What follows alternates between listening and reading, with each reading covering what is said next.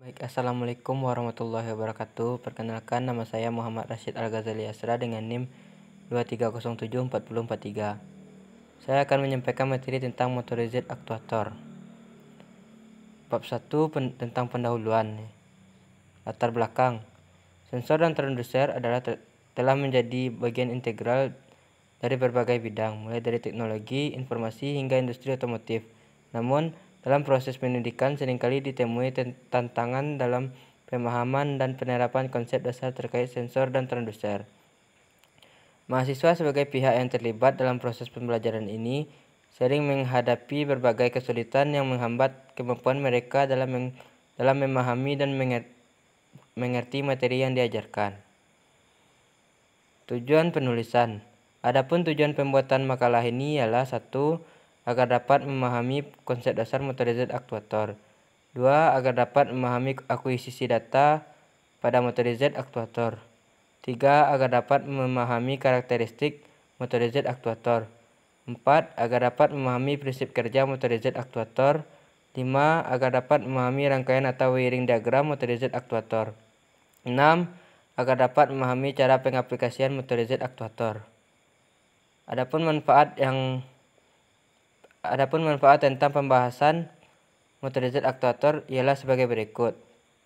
1. Kami memahami konsep dasar motorized aktuator.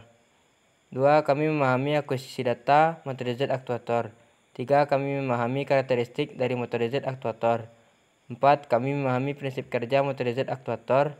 5. Kami memahami rangkaian atau wiring diagram motorized aktuator. 6. Kami memahami pengaplikasian motorized aktuator. Bab 2. Isi. Motorized aktuator.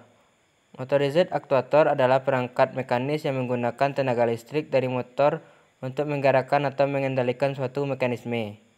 Mereka dirancang untuk mengubah energi listrik menjadi gerakan mekanis yang digunakan untuk berbagai tujuan seperti membuka dan menutup katup, menggerakkan perangkat linear atau putar, atau mengontrol posisi dalam sistem otomatis. Motorized aktuator sering dilengkapi dengan sensor dan pengontrol untuk mengatur gerakan mereka dengan tepat sesuai dengan kebutuhan aplikasi. Berikut bentuk diagram motorized aktuator. Prinsip kerja. Prinsip kerja motorized aktuator melibatkan penggunaan sensor untuk mengumpulkan informasi tentang pengoperasian mesin dan mengirimkannya ke aktuator. Aktuator menggunakan motor listrik, pneumatik, atau hidrolik untuk menggerakkan skrup utama, yang kemudian digerakkan oleh mur yang berjalan ke atas dan ke bawah skrup utama, menggunakan gerakan putar menjadi gerakan linear. Sensor dapat berupa semikonduktor, laser, radiasi inframerah, pencitraan radar, atau kabel. Dan mereka digunakan untuk mengontrol sistem mekanis seperti alat bedah atau manipulator. Aktuator digunakan untuk mengontrol berbagai proses seperti pemrosesan makanan, manufaktur, elektronik, dan peralatan konstruksi. Pengaplikasian sensor. Aktuator adalah komponen yang mengubah sinyal listrik menjadi tekanan fisik, sedangkan sensor menggunakan informasi dari lingkungan sekitar dan mengubahnya menjadi sinyal listrik. Contoh penerapan aktuator termasuk dalam bidang pertanian untuk mengontrol proses pemrosesan makanan menggunakan servo, dalam manufaktur elektronik untuk memasang komponen elektronik dengan robot, dan dalam peralatan medis untuk membuka dan menutup katup. Aktuator linear dapat dikendalikan oleh mikrokontroler seperti Arduino untuk berbagai aplikasi, seperti menggerakkan aktuator linear dengan pengemudi motor atau relay. Sensor dan aktuator memiliki peran penting dalam menghubungkan dunia fisik dengan sistem komputer, memungkinkan deteksi, pengukuran, dan tindakan fisik yang tepat dalam berbagai aplikasi seperti robotika, otomatis, dan teknologi lainnya. Kesimpulan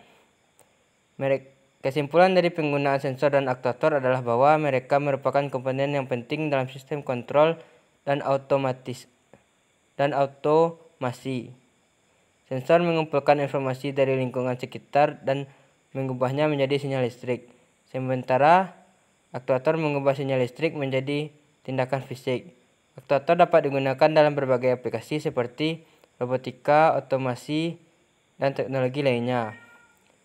Saran menggunakan sensor dan aktuator adalah untuk memilih jenis sensor yang sesuai dengan aplikasi dan memilih aktuator yang cocok dengan kebutuhan seperti pneumatik, hidrolik, atau elektrik. Selain itu, perlu diingat untuk memperbaiki sistem kontrol dan mengoptimalkan sistem untuk mendukung aplikasi yang diinginkan.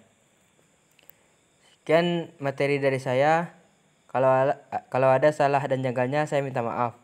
Assalamualaikum warahmatullahi wabarakatuh.